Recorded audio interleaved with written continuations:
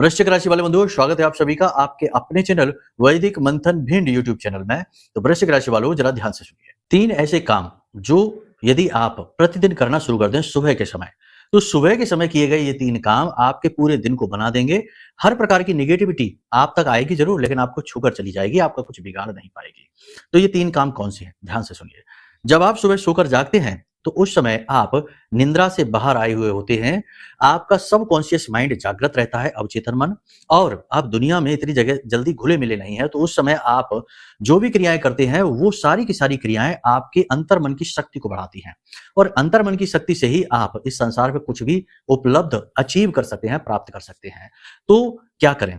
उस समय आप अपने बिस्तर पर बैठ जाइए, आंखें बंद करके बैठिए और अपनी हथेलियों को आगे लेकर आइए और आंख खोलिए, अपनी हथेलियों को ही देखिए और इस मंत्र का उच्चारण करिए। कराग्रे वसते लक्ष्मी, कर मध्य सरस्वती, कर मूले च गोविंदा, प्रभाते कर दर्शन।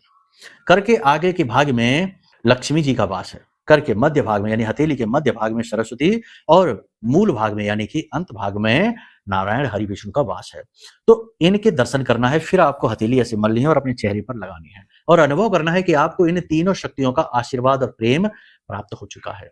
इसी के साथ साथ आपको अपनी नासिका को देखना है। जिस नाक से श्वास बाहर आ रही है उस पैर को जमीन पर रखना है, यानी दाहिनी नाक से श्वास बाहर आ रही है तो दाहिना पैर, बाईं नाक से श्वास बाहर आ रही है तो बायां पैर। इसी के साथ साथ आपको अपने स्नान किए जाने वाले जल में थोड़ी सी हल्दी अवश्य मिला देनी है, पिसी हुई हल्दी। इन 3 क्रियाओं को करिए। और इसी के साथ साथ सबसे महत्वपूर्ण बात है, 2 काम और बता देते हैं कि अपनी वाणी को जितना हो सके उतना शुद्ध रखिए, कोमल रखिए, अच्छा बोलिए, नेगेटिव ना बोलिए, ना नेगेटिव अपने लिए ना नेगेटिव किसी और के लिए।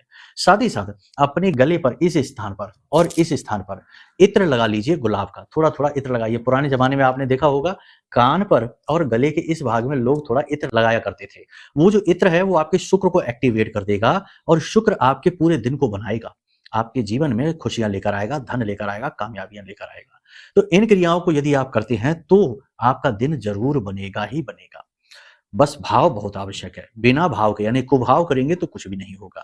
अब यदि लंबे समय से किसी विशेष परेशानी से पीड़ित चले आ रहे हैं, दुखी हैं, तो कुंडली विश्लेषण जरूर करा लीजिए, क्योंकि हो सकता है कि कुंडली में कोई ऐसा पाप ग्रह योग बैठा है जो आपको पनपने ही नहीं दे रहा है, दीमक की तरह आपकी सारी खुशियों को चाट रहा है। तो इस योग को मिटाना बहुत जरूरी है, और ये मिटेगा कब? जब आप कुंडली दिखाएंगे।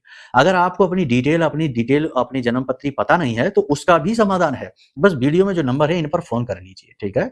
बाकी सारी आपकी समस्याएं महामाई की कृपा और आशीर्वाद से हम दूर करने का प्रयास करेंगे। तो प्रेम से बोलिए जय माई की, जय मां बगलामुखी।